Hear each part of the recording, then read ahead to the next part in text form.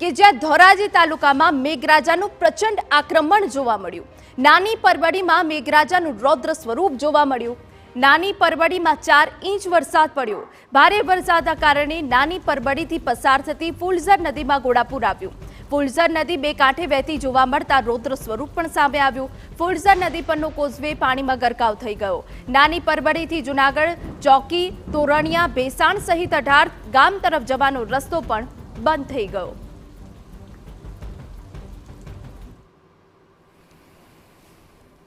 તો મેઘરાજાનું પ્રચંડ આક્રમણ ધોરાજીમાં પણ જોવા મળ્યું। જે રીતે આગાહી વ્યક્ત કરવામાં આવી છે વરસાદની, તે પ્રમાણે ધોરાજીમાં અનેક તાલુકામાં મેઘરાજા મહેરબાન થયા અને ભારે વરસાદ પડ્યો હતો અને ભારે વરસાદના કારણે નાની પરબડીમાં મેઘરાજાનું રૌદ્ર સ્વરૂપ જોવા મળ્યું। ફૂલઝર નદીનું આપને દ્રશ્યો બતાવી રહ્યા છે કે રૌદ્ર સ્વરૂપ જોવા મળ્યું। બે કાંઠે વહેતી થઈ છે, પાણીનો પ્રચંડ પ્રવાહ વહી રહ્યો છે, મેઘરાજાનું પ્રચંડ આક્રમણ છે। અમારા સંવાદદાતા હુસેન કુરેશી વધુ વિગતે વાત કરવા જોડાયા છે। હુસેન, જણાવો કે ધોરાજીના કયા તાલુકામાં કેટલો વરસાદ પડ્યો છે, હાલ શું સ્થિતિ?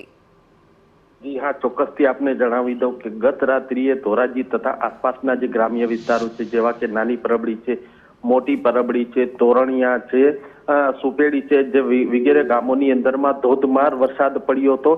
4 થી લઈ અને 7 ઇંચ સુધીનો વરસાદ પડ્યો હતો અને ખાસ કરીને જે નાની પરબડી ગામ છે ત્યાંથી પસાર થતી ફૂલઝર નદી છે તેની અંદરમાં ઘોડાપૂર આવ્યા હતા અને હાલ ફૂલઝર નદી પરનો જે કોઝવે છે તે પાણીમાં ગરકાવ થઈ ચૂક્યો છે। જી બિલકુલ, તો જે રીતે ફૂલઝર નદી પરનો કોઝવે પાણીમાં ગરકાવ થઈ ગયો છે, ધોરાજી તાલુકામાં જે મેઘરાજાએ રૌદ્ર સ્વરૂપ બતાવ્યું છે ને હજુ પણ આગામી દિવસ અને આજનો દિવસ ભારે છે કે જ્યાં ભારે વરસાદ પડી શકે છે।